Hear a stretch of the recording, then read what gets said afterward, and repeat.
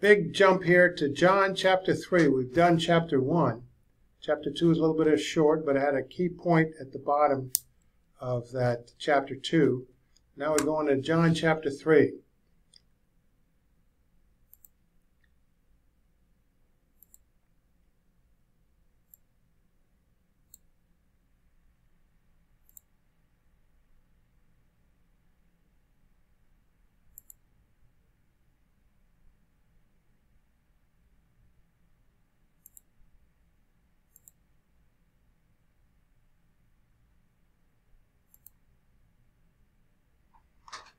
Okay. Look upon this. This is the address up here. Other studies are there, but this is the one I'm looking at today. John chapter 3, verse 1. Now we did look at John chapter 2, and when I begin a new study on a new chapter, I look back at the previous chapter if there was one, and see if the context doesn't work itself out right into from the end of the previous chapter to the chapter we're looking at. A lot of times you miss something and you have to go back and figure out what it was. So you can do that at your leisure. John 3, 1 to 2. Here are the verses. Key here is, to whom is Jesus speaking? I keep asking when I share John 3:16 with people, and they don't have a clue. Well, you have to start at the beginning of the chapter. A man of the Pharisees, Nicodemus his name, a ruler of the Jews. He came to him at night and was questioning the miraculous things that Jesus was doing and concluding that he was probably from God. So as Jesus continued to perform miraculous signs, many who observed them believed in his name unto eternal life, familial relationship with God, just like John 1, 12 to 13 says. Whereupon a Pharisee and ruler of the Jews named Nicodemus, who represented a number of individuals who were inquiring about Jesus, came to Jesus at night. He called Jesus Rabbi and declared, "We have known that from God you have come, a teacher, for no one these miraculous signs is able to do that which you do, if God is not with him." So he drew a conclusion, expecting Jesus to confirm it, answer him directly. Here's the interlinear. You want to check it out. See if you can reword it a little bit better. I use the Young's Literal Translation. But the NASB, New King James Version, they're all excellent versions, saying in different words the same thing. So in any case, the conjunction rendered "and" in John 3:1 and signifies that chapter 3 is a continuation of chapter 2. That's why you should go back to chapter 2 to pick up on the context. And 3:1 contains a reflection upon Jesus' performance of miraculous signs as indicated in chapter 2. And it also points to a specific man of the Pharisees named Nicodemus, who is further described as a ruler of the Jews. So the Greek phrase rendered "man of the Pharisees" is parallel to this verse, and hence on a par with the ruler of the Jews. We might infer from this that the Pharisees are an influential and powerful ruling group of Israel. If you check into your history there, definitely is true. So Nicodemus was a powerful man of state who came to visit Jesus at nighttime. This time of visit suggests he did not want to be observed by others and put his high position at risk. The first thing Nicodemus is reported saying to Jesus begins with the word rabbi, which means teacher. Evidently, Jesus was recognized by Nicodemus as knowledgeable in the scriptures, sufficiently to be called rabbi by a man who himself, as a Pharisee and ruler of the Jews, was a teacher of teachers of scripture to the whole nation of Israel. And that's in verse 3:10. Nicodemus poses this declaration, his question about the word rabbi, with "we," evidently representing a number of individuals, most likely from the Jewish ruling body, "have known that from God you have come, a teacher For no one these signs is able to do that which you do if God is not with him. So we looked at that phrase in the Greek, which is translated below in the Young's Little Translation. It's a little awkward, but it's literal. And sometimes I like that because the verbs are then consistent with the original text. And this indicates that Jesus Christ was performing signs over a period of time, which Nicodemus and his group had concluded proved that Jesus had come from God and that God was with him. Interesting. So the signs in this context were miraculous, following after his first miracle at the wedding in Cana. For the non-miraculous type of signs would not be significant enough to identify Jesus as a man whom God was with, nor significant for many to believe in his name unto eternal life. So,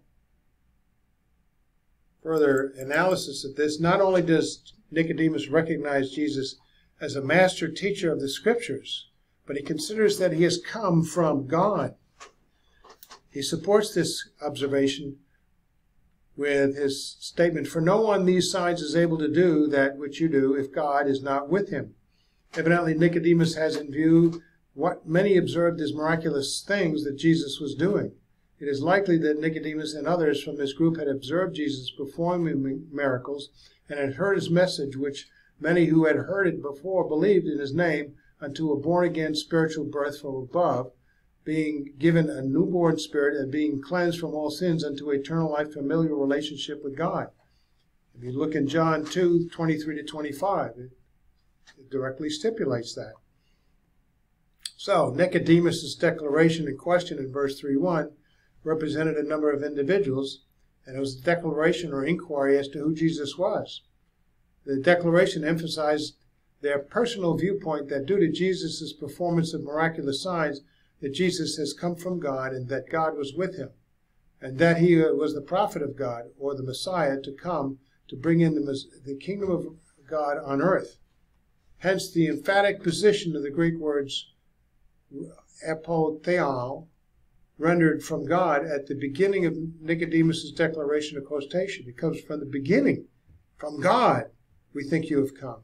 That makes it emphatic. Now notice John 1:24-25. Now those who were sent were from the Pharisees, and they asked him and said, "Why then are you baptizing," to John, "if you are not the Christ, nor Elijah, nor the prophet?" Notice that the Christ, Elijah, and prophet, Messiah, were on the mind of the Pharisees, who were interrogating John the Baptist as well as Nicodemus and his group relative to who Jesus might be. So we can move on. Jesus' answer is astounding. John 3:3, Jesus answered and said to him, "Truly, truly, I say to you, if anyone is not born again from above, he is not able to see the kingdom of God." Amazing. In response to Nicodemus' declaration and question of who he was, Jesus told Nicodemus that he must be born again from above in order to see, in other words, enter the kingdom of God. Jesus' authoritative tone implied that he was the provider of eternal life and the gateway into the kingdom of God through faith in him, the message he had been preaching to the crowds while performing the miraculous signs which Nicodemus spoke of, and many believed. Jesus' answer further implied that Nicodemus and his group should have been familiar with Jesus' message, and because in view of the fact that they concluded that Jesus came from God and God was with him because of the miraculous signs he was performing. They were evidently considering that Jesus might be the one who would come to establish the kingdom of God on earth.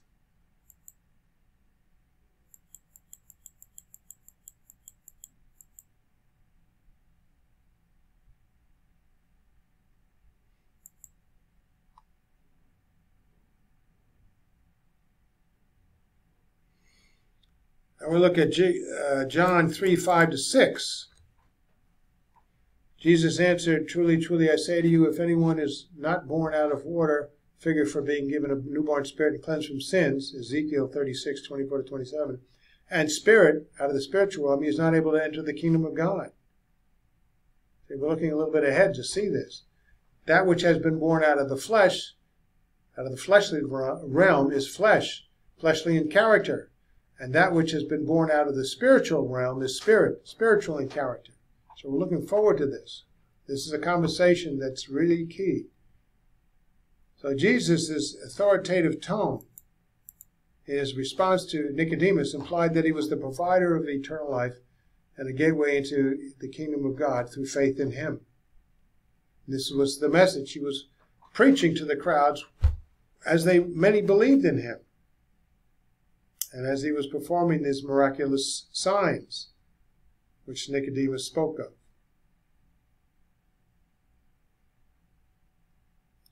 So we can move on. Notice that Jesus so readily used the term kingdom of God without explanation as to its meaning in his answers to Nicodemus' inquiry. And since this term frequently appears in Scripture, you can see here, and since Nicodemus did not express anything that would indicate a lack of knowledge of the term, then Nicodemus, a teacher of Scripture to Israel, and his group should have known what Jesus was referring to.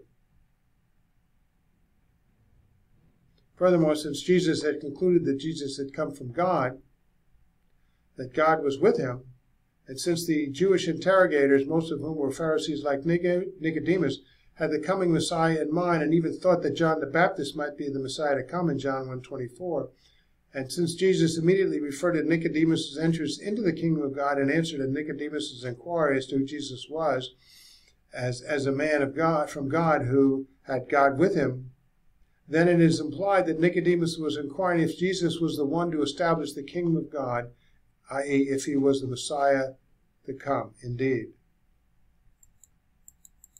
So, Jesus' answer to Nicodemus' inquiry surprised Nicodemus, nevertheless. He indicated that Nicodemus was not going to enter the kingdom of God unless he was born again from above. This is nothing new, for Jesus had already been preaching this message to the crowds as he performed the miraculous signs which Nicodemus spoke of. Notice that John the Baptist forerunner said, "The kingdom of God is at hand." And there comes Jesus preaching right after. So Nicodemus should have known about his message. Note that many who did not observe the miraculous signs believed in Jesus' name and became born again from above unto eternal life, familiar relationship with God, unto eternal kingdom of God. And that's in chapter 2. Nicodemus might have been one of the many in John 2:23 who saw the miraculous signs and believed in his name.